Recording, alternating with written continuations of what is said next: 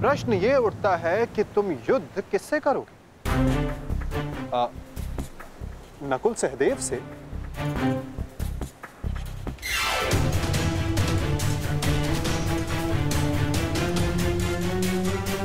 हाँ, उचित है। नकुल तुमसे दुर्बल है, तो उसको परास्त करना तुम्हारे लिए सरल होगा। और सहदेव ने तो तुम्हारे मामा श्री का वध करके अपनी प्रतिज्ञा पूर्ण की है ना? किंतु ये चुनाव करने से पूर्व एक बात सदा स्मरण रखना दुर्योधन, कि नकुल सहदेव का एक प्रहार तुम्हारे 100 प्रहारों से अधिक स्मरणीय होगा। और नकुल सहदेव को तुमसे कहीं अधिक सम्मान मिलेगा। हाँ, कदाचित इस द्वंद्व में, इस महाभारत में तुम भले ही विजयी हो जाओ, किंतु सदा के लिए तुम अपना मान, सम्मान और यश खो बैठोगे दुर्योधन।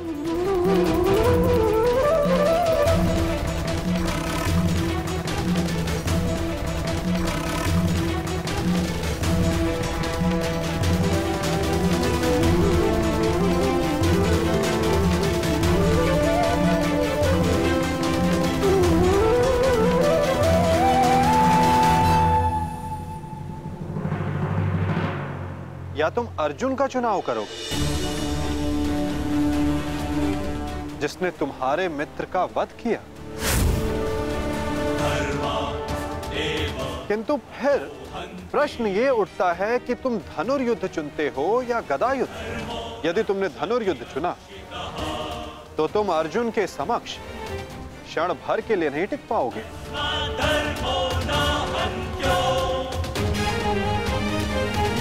और यदि तुमने गदा युद्ध चुना तो समस्त संसार तुम्हें इस अन्यायपूर्ण चुनाव के लिए सदा धिक्कारता रहेगा।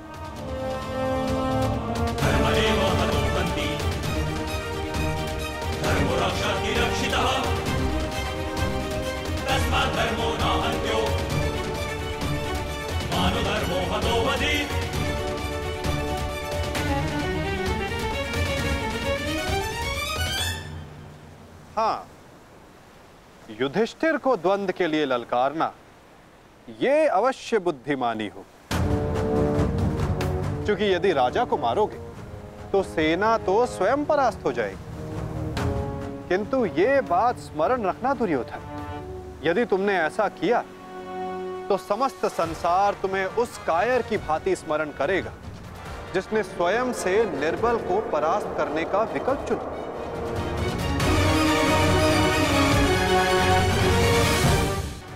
अब चुनाव तुम्हारा है दुर्योधन।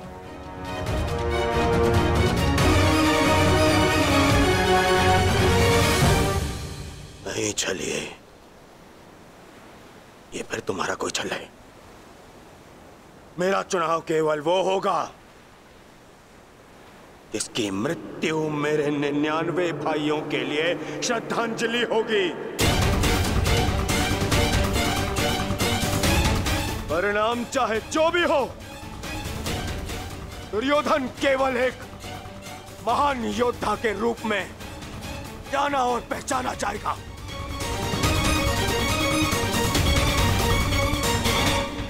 मैं दुर्योधन द्वंद्व के लिए भीम को चुनता हूं।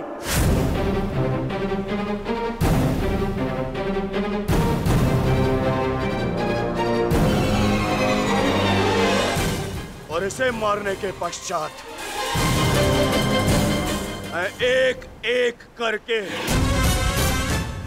बाकी चारों भाइयों को मारूंगा। ये मेरा वचन है।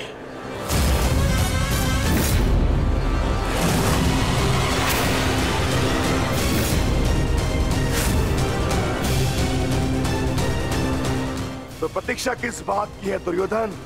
अब समय ही बताएगा कि तुम मुझे मारकर अपने 99 भाइयों को श्रद्धांजलि दोगे या मैं तुम्हें उनके पास पहुंचा दूंगा।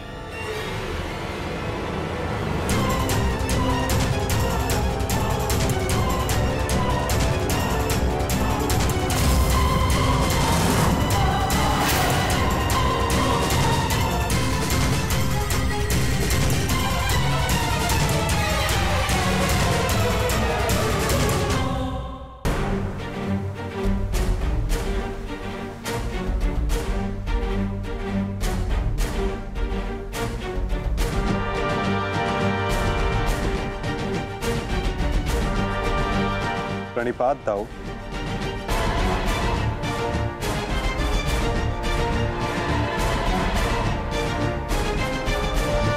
प्रणिपात गुरुदेव।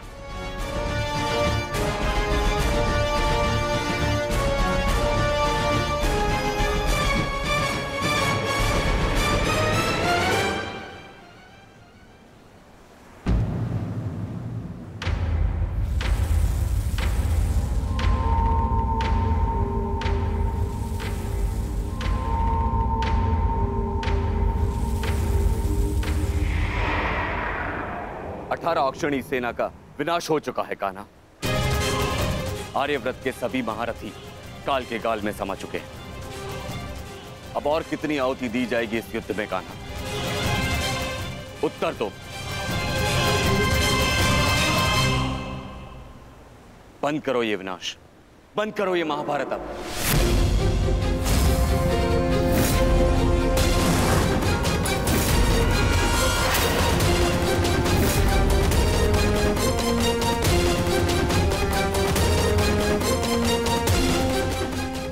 नहीं गुरुदेव,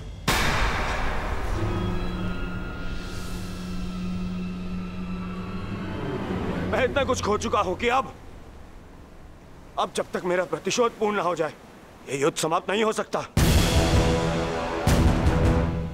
और ना ही मैं अपनी प्रतिज्ञा पूर्ण होने से पूर्व इस युद्ध को समाप्त होने दूंगा।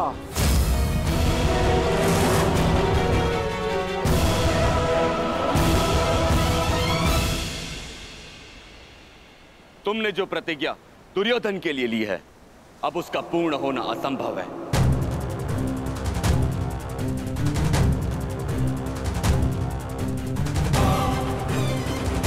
क्योंकि गदा युद्ध में कमर से नीचे प्रहार करना नियम के विरुद्ध है। और तुमने प्रतिज्ञा ली है दुर्योधन की जंगा तोड़ने की।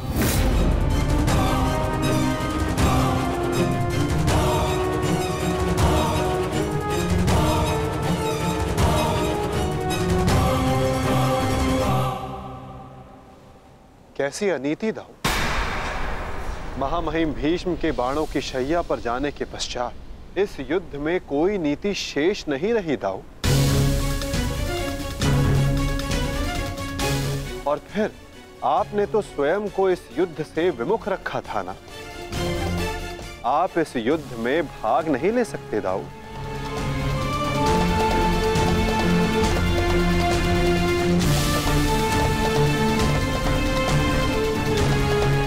ये युद्ध धर्म स्थापना के लिए है दाऊ।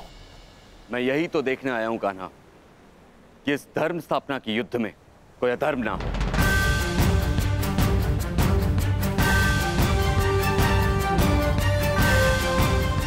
निश्चित रूप से मैं इस युद्ध में सम्मिलित नहीं होऊंगा, परंतु शरणागत की पुकार सुनना मेरा धर्म है। मैं नहीं चाहता कि कल को संसार ये कहे कि यदुवंश के कान्हा के होते हुए अधर्म हुआ।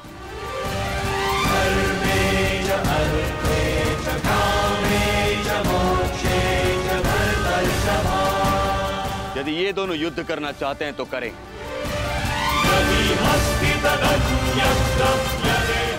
इस युद्ध का निर्णायक मैं बनूंगा।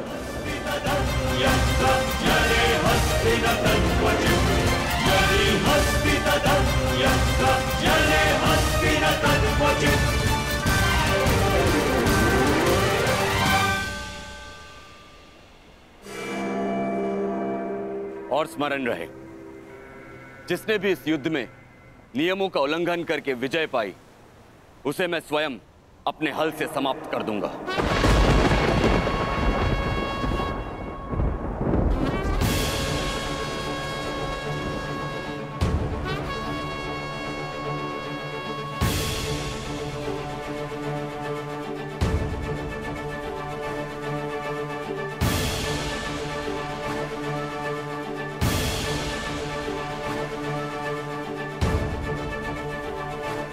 नियम वही होंगे जो गदा युद्ध में लागू होते हैं।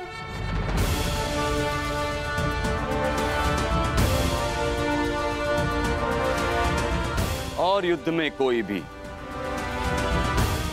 कोई भी योद्धाओं के मध्य नहीं आ सकेगा।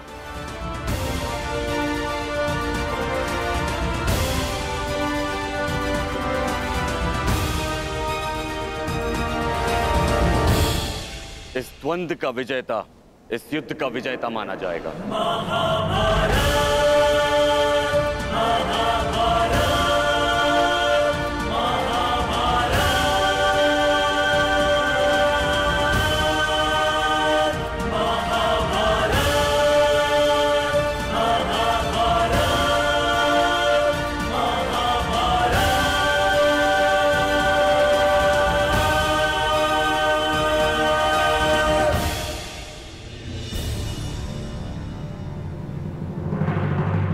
अब धर्म स्थापना का भार तुम्हारे कंधों पर है विकोदर।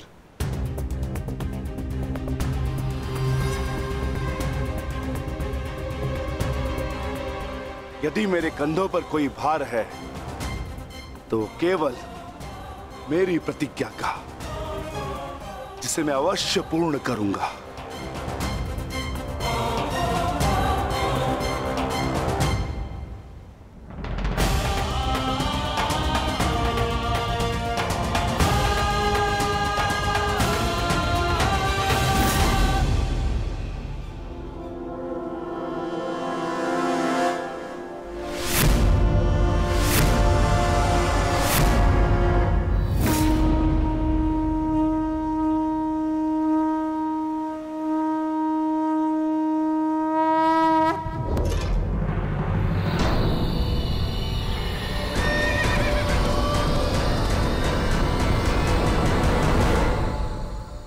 युद्ध प्रारंभ करो।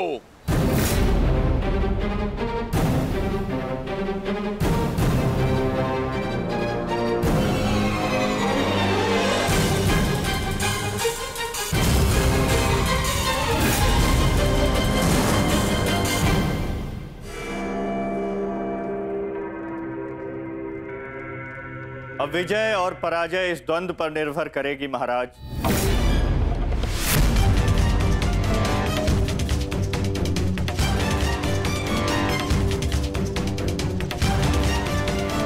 एक ओर प्रतिशोध है तो दूसरी ओर प्रतिज्ञा।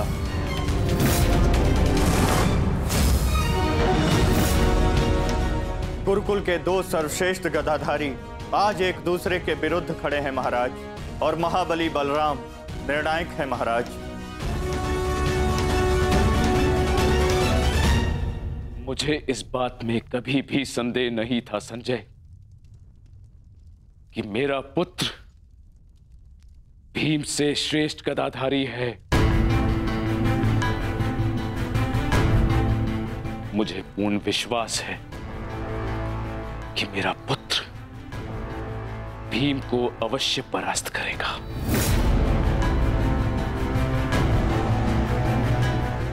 परंतु मुझे चिंता थी तो केवल वासुदेव की, कि कहीं वो किसी प्रकार का छल ना करे। परंतु अब गांधारी के वरदान फलस्वरूप न भीम दुर्योधन का कुछ बिगाड़ पाएगा, और हलधर बलराम के मध्य में उपस्थित होने के कारण वासुदेव भी हमारे पुत्र के साथ कोई छल नहीं कर पाएंगे। हस्तिनापुर में उत्सव की तैयारी करो।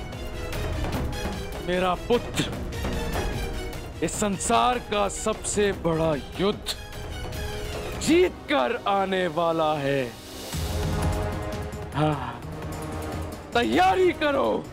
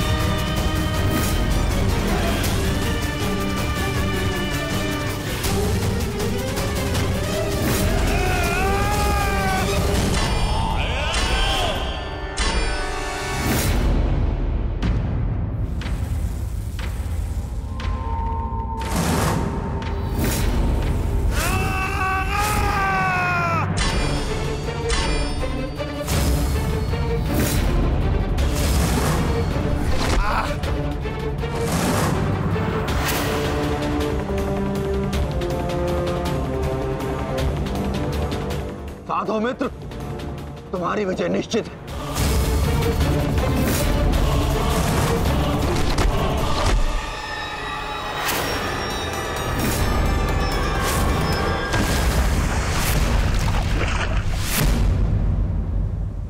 माधव, यदि ऐसा ही चलता रहा तो भीम दुर्योधन के आगे अधिक समय तक टिक नहीं पाएगा। ये द्वंद्व पूर्ण रूप से दुर्योधन के पक्ष में है।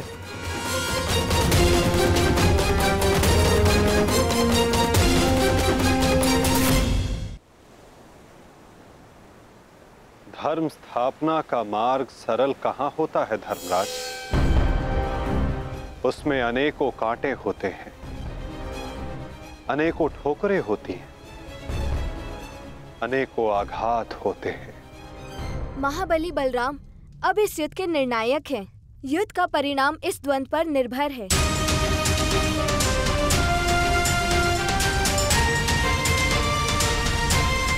माधव, आप क्या यूं ही देखते रहेंगे?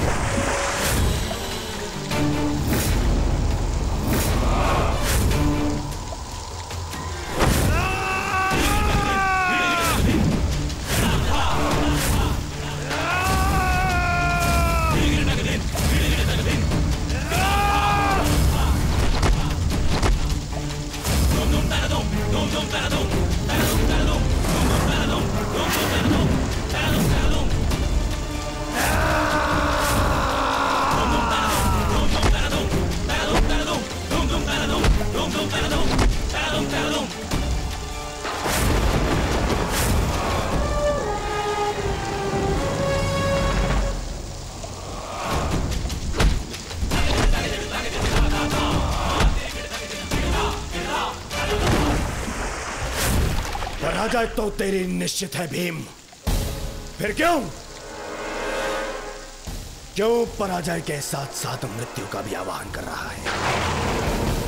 टेक दे, मेरे समक्ष अपने घुटने टेक दे, अन्यथा आज तेरा जीवन मृत्यु के समक्ष घुटने टेक देगा। जब मेरे ज्येष्ठ कर्ण ने मरते समय अपना धर्म नहीं छोड़ा तो उनका यह अनुज कैसे छोड़ सकता है? अब यह युद्ध हम में से किसी एक के मृत्यु के पश्चात ही समाप्त होगा। नहीं, वो तेरा ज्येष्ठ नहीं था, कोई संबंध नहीं था तुम्हारे साथ में उसका, क्योंकि कोई अनुज अपने देश की इस तरह मृत्यु नहीं करता, वो भी छल से। वो केवल मेरा था, मेरा मित्र था वो। तुम्हारा उसके साथ में कोई संबंध नहीं था कोई संबंध।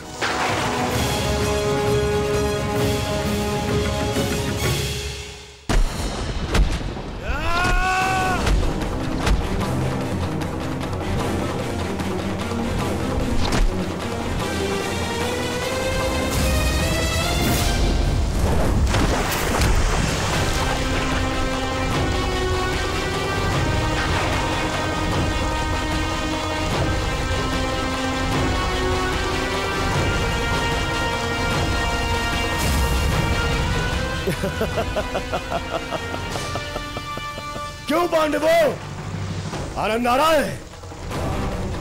अपने अनुज को ऐसे देखकर आनंद आ रहा है?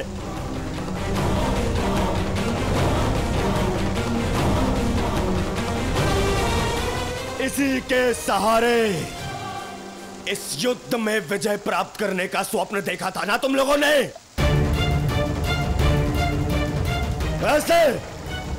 ऐसा दिलाएगा ये तुम्हें विजय? हाँ, देखो कैसे लाचार, धरती की गोद में धंसा हुआ है ये।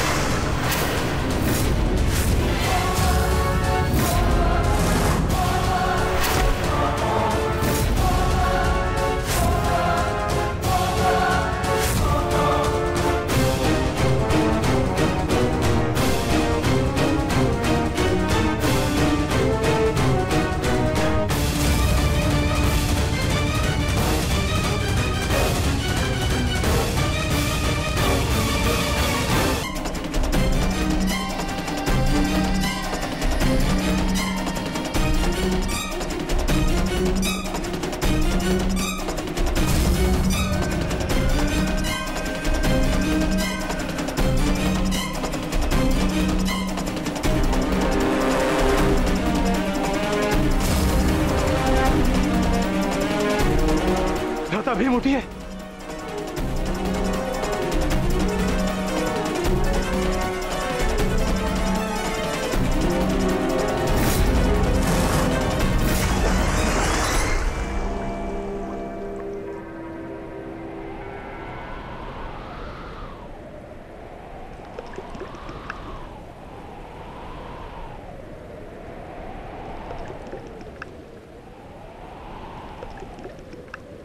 उठिए भ्राता भीम, उठिए भ्राता भीम, उठिए भ्राता भीम।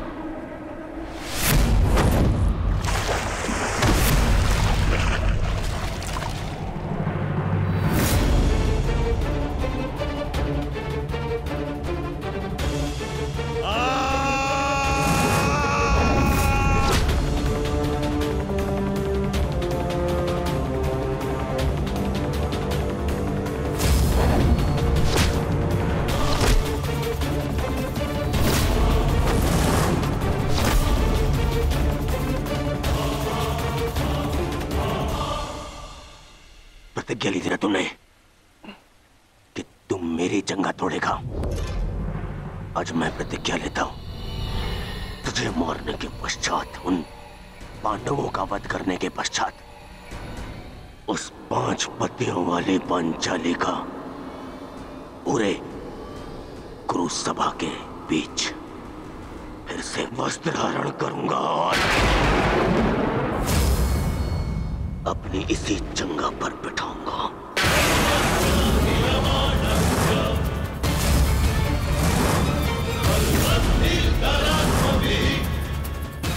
ये श्रद्धांजलि है मेरे 99 भाइयों के लिए।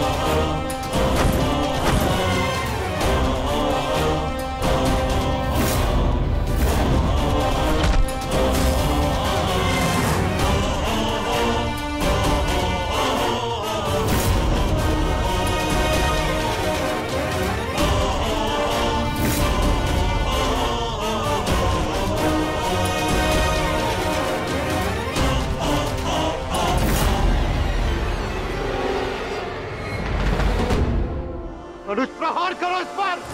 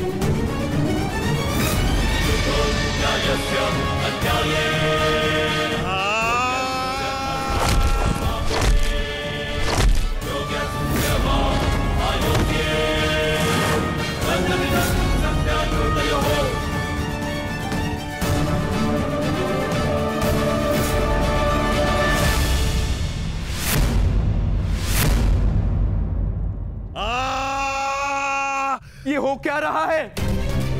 स्वयं महाबली बलराम के होते हुए इस प्रकार नियम का उल्लंघन कैसे हो सकता है?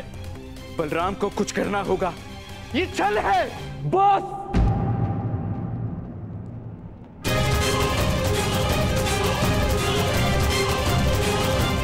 नियम भंग हुआ है।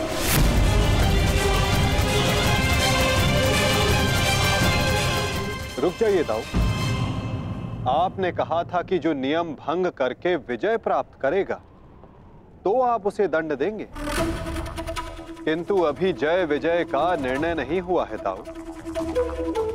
आप भीम को अभी दंडित नहीं कर सकते।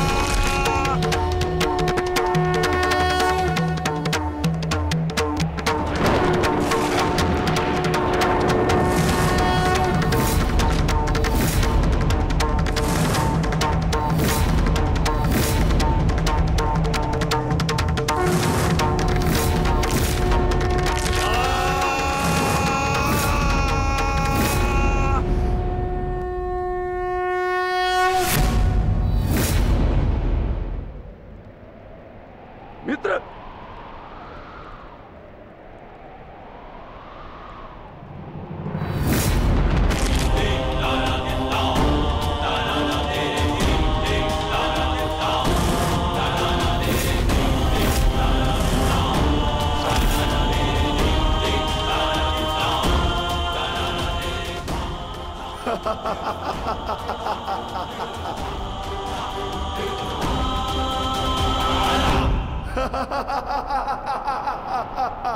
अंत हो गया, अधर्म का अंत हो गया।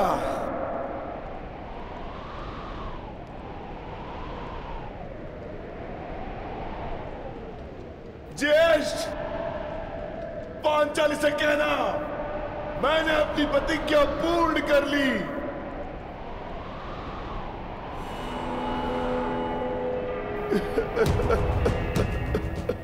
मैंने अपनी प्रतिज्ञा पूर्ण कर ली, पूर्ण कर ली, पूर्ण कर ली।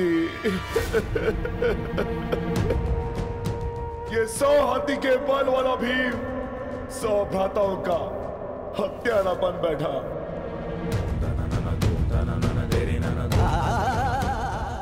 आज ये देवपुत्र अपने भ्राताओं का रक्त पीने वाला राक्षस बन बैठा।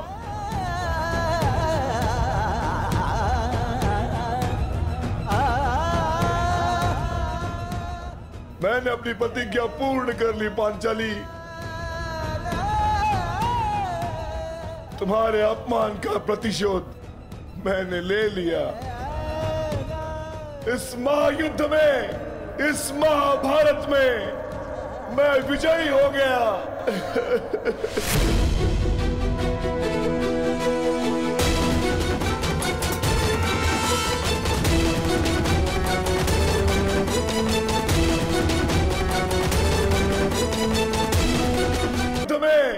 इस महाभारत में मैं विजयी हो गया।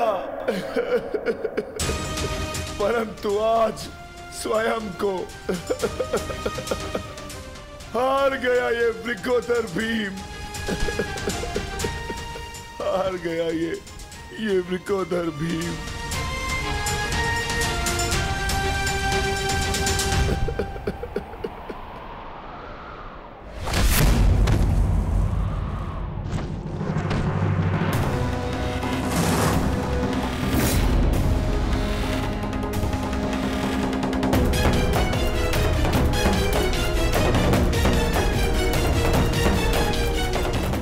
मैंने कहा था ना भीम, यदि किसी ने नियम तोड़कर विजय पाई तो मैं स्वयं उसके प्राण हर लूंगा।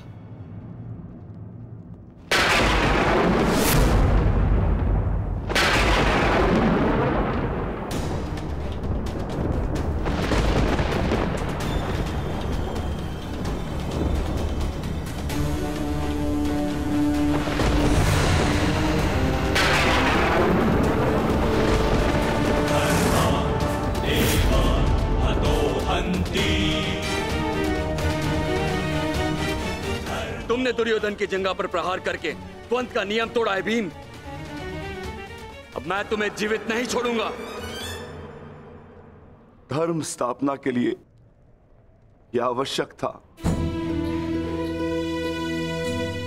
और मेरी प्रतिज्ञा पूर्ण होने के लिए भी माधव ने मुझे मार्ग दिखाया। परंतु यदि माधव के ज्येष्ठ मुझे यम के मार्ग पर भेजना चाहते हैं तो मैं उसके लिए भी सच्चा हूं। श्री बलराम।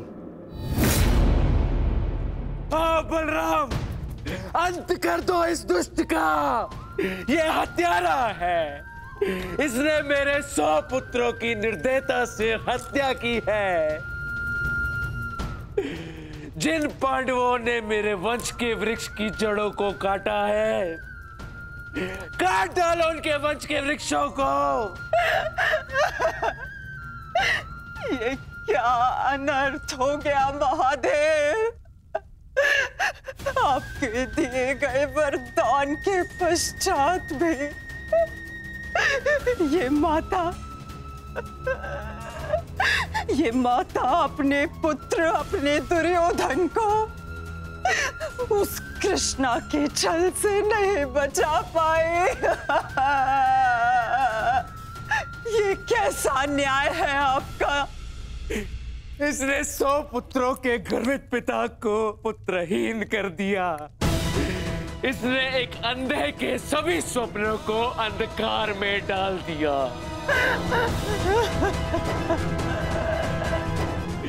अंत कर दो इसका, मार डालो इसको हलधर। यदि मुझे कोई तर्पण करने वाला जीवित नहीं, तो इनका तर्पण करने वाला भी शेष नहीं होना चाहिए।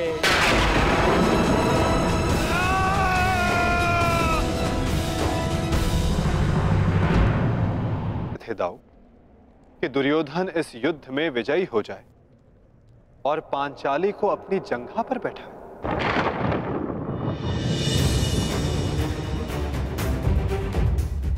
क्या ये नियम होता?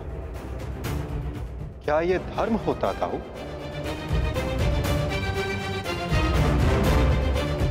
यदि ये दोनों युद्ध करना चाहते हैं तो करें। इस युद्ध का निर्णायक मैं बनूंगा। और स्मरण रहे, जिसने भी इस युद्ध में नियमों का उल्लंघन करके विजय पाई, उसे मैं स्वयं अपने हल से समाप्त कर दूंगा।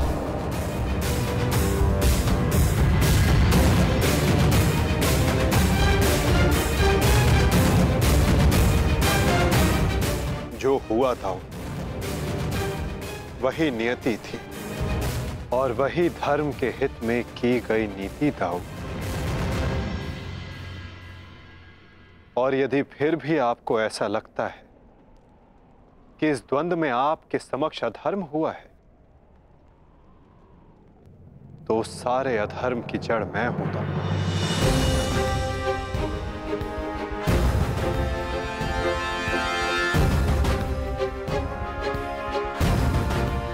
तो पहले मेरा संहार कीजिए दाऊ। मैं इस दंड के लिए प्रस्तुत हूं।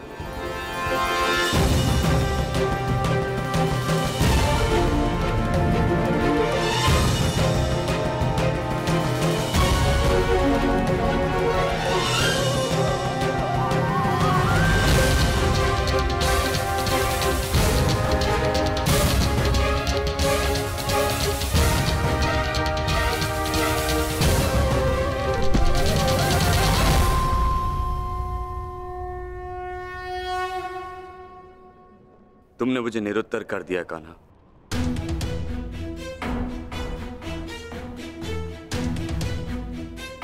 परंतु निराश मैं अभी भी हूं।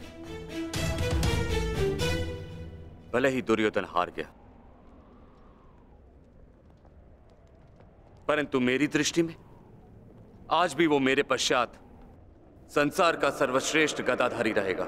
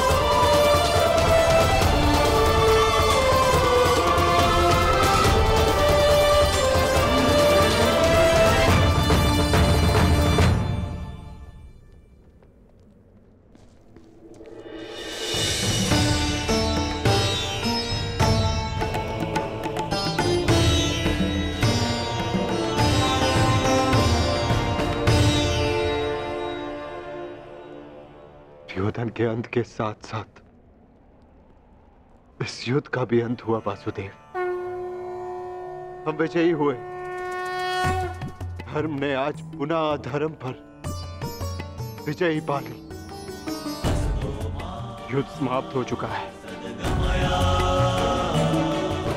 चलिए सब शिविर की ओर चलते हैं।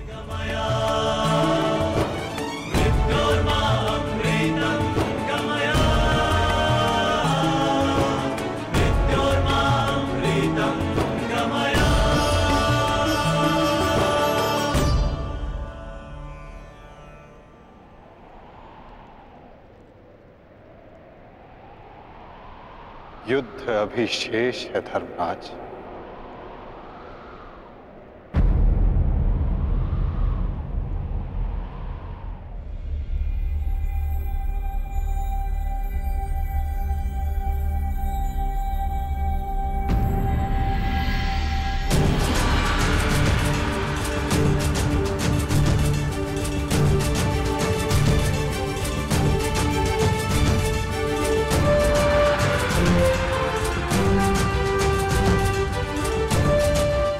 पांचाली तुम सबकी प्रतीक्षा कर रही है।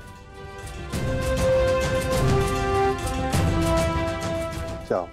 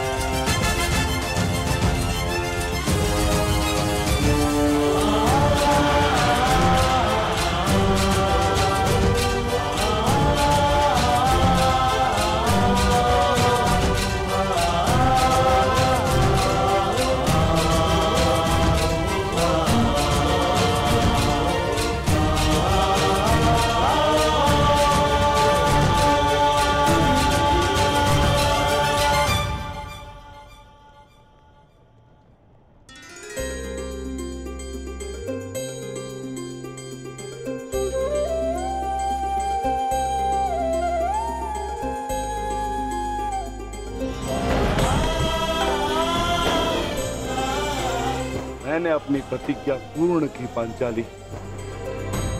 वचन के अनुसार मैंने 100 कौरवों का वध कर दिया।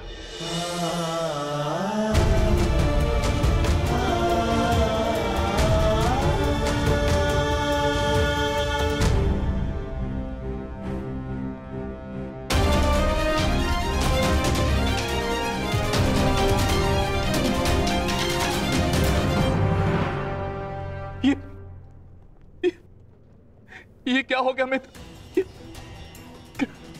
कृतवर्मा, देखो देखो मेरे मित्र की क्या दशा कर दी उन्होंने। ये सब उस वासुदेव का किया है। यादव हूं, परंतु गर्व है कि कौरवों के लिए लड़ा। और आज वासुदेव ने छल से दुर्योधन की, जैसे छल से अंगराज कर्ण का वध करवाया वासुदेव ने। और आज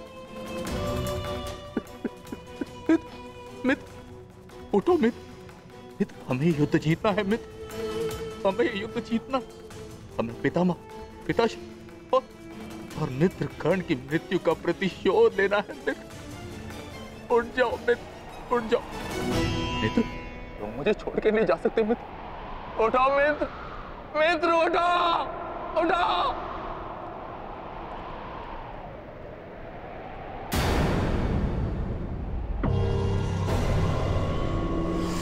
नहीं अश्वत्थामा, हम ये युद्ध हारे नहीं हैं अभी।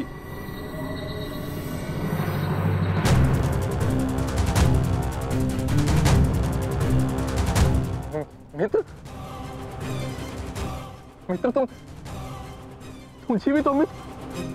साथ ही युद्ध अभिशेष है मित्र। हमें युद्ध जीतना है मित्र, हमें युद्ध जीतना है। उठो मित्र, उठो। हमें युद्ध समाप्त करना है मित्र।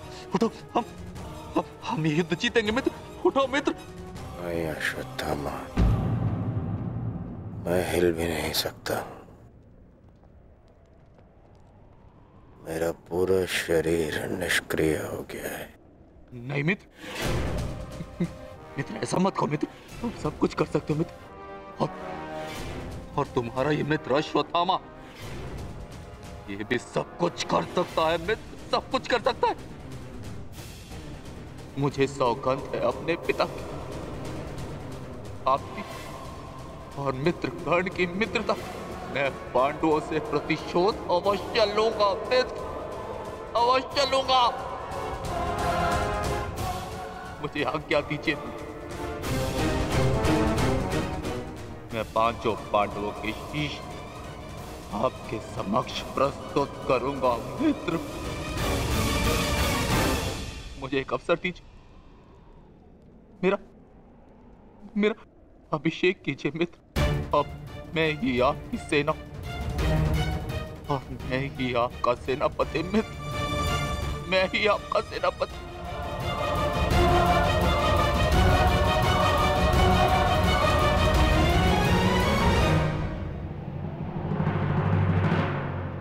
जाओ अश्वत्थामा,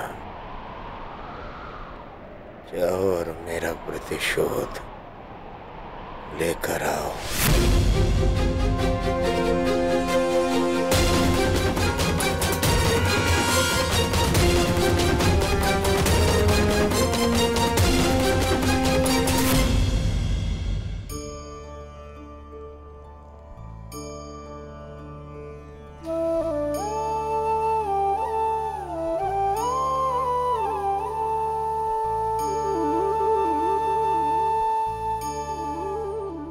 अब समय आ गया है सखी, तुम्हारे पतियों ने अपनी प्रतिज्ञाएं पूर्ण की।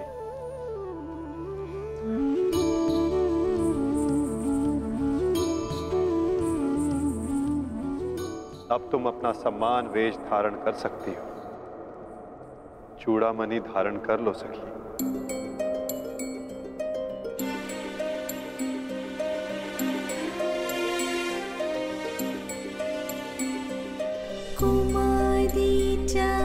पांचाली वेदी मध्यात् समुत्थिता शुभांगा दर्शनीयांगी स्वासिताय तलोचना।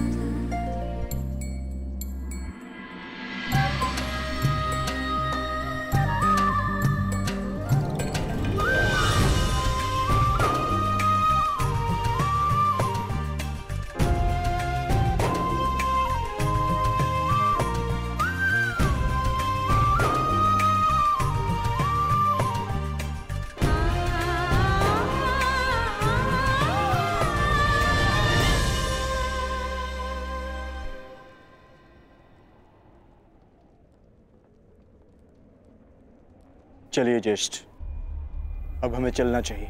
नहीं अर्जुन, ये राहुकाल का समय है, कल प्रातःकाल में प्रस्थान करेंगे। कृतवर्मा, हमें इसे संभव बनाना होगा, हमें ये युद्ध जीतना ही होगा।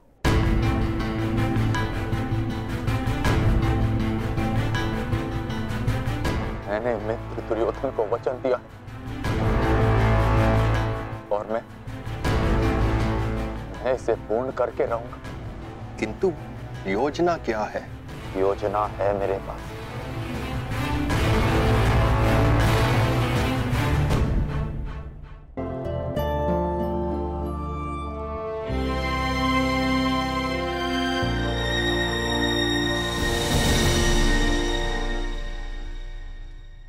अंततः 18 दिन के पश्चात ये महासंहार समाप्त हुआ।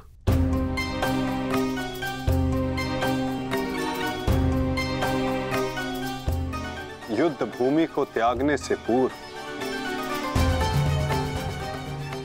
युद्ध को संपूर्ण नहीं समझा जाता धर्मराज।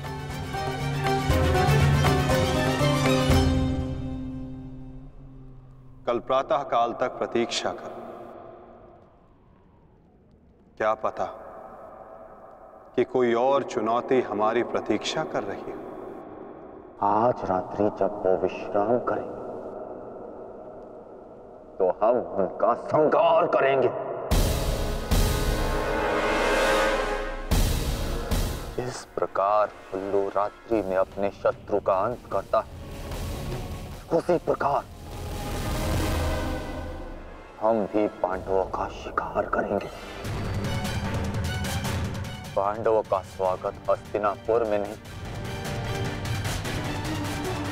यमलोक में हो, यमलोक में। यदि कल प्रातः काल तक कोई चुनौती नहीं आती तो ही इस युद्ध को समाप्त समझना धर्मराज। किंतु माधव, अब हमें चुनौती देने के लिए शेष बचा ही कौन है? अश्वत्थामा, क्या हम अनीति पूर्वक पांडवों का वध करेंगे? इस महाभारत में नीति अब शेष ही कहां है? क्या मेरे पिता का वध नीति से हुआ? क्या महामहिम भीष्म का संहार नीति पूर्वक था? क्या कर्ण का वध नीति का था? यहाँ तक कि मित्र दुर्योधन को भी नीति से परास्त किया गया। तो तुम किस नीति की आशा लगाए बैठे हो कृतवर्मा? इस युद्ध में नीति और अनीति का कोई महत्व नहीं।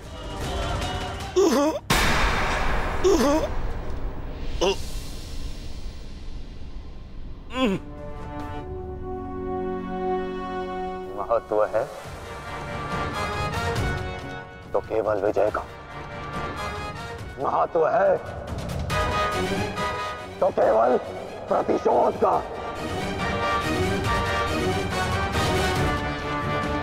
विजय पाने का केवल एक ही मार्ग है, आक्रमण, और वो भी तब जब शत्रु निद्रा में लीन हो। अपने शस्त्र के साथ सज्ज रहो कृतवर्मा, और रात्रि की प्रतीक्षा करो।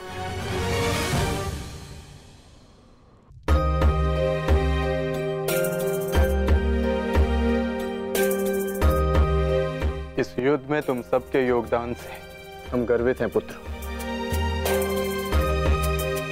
इस युद्ध में तुम सबका प्रदर्शन प्रशंसनीय था। युद्ध अब समाप्त हो चुका है और भोजन के पश्चात तुम सबको विश्राम करना चाहिए। पुत्र ही क्यों, उनके पिता भी निश्चित होकर विश्राम करेंगे।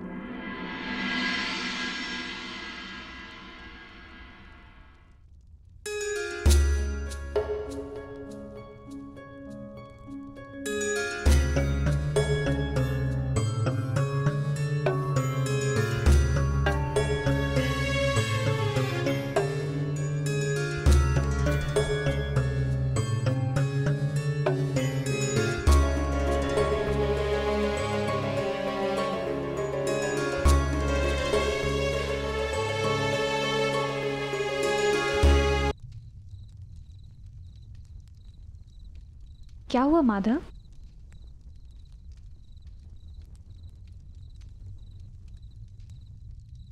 एक अग्नि की चिंगारी बुझते बुझते भी कुछ ना कुछ भस्म करने का सामर्थ्य रखती है सखी।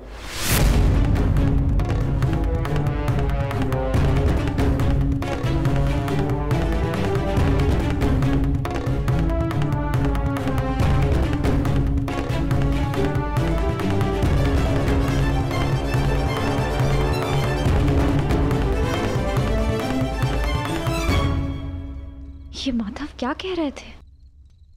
क्या कोई अनहोनी घटित होने वाली है?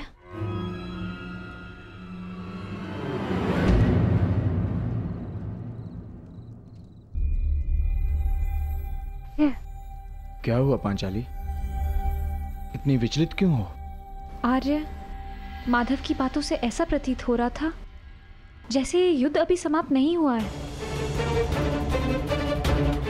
कुछ शेष है जो हमें हानि पहुंचाने के लिए सज्ज है।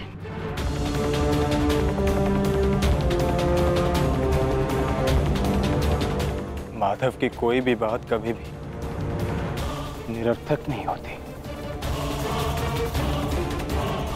हमें उनकी बात के पीछे अर्थ को समझना होगा।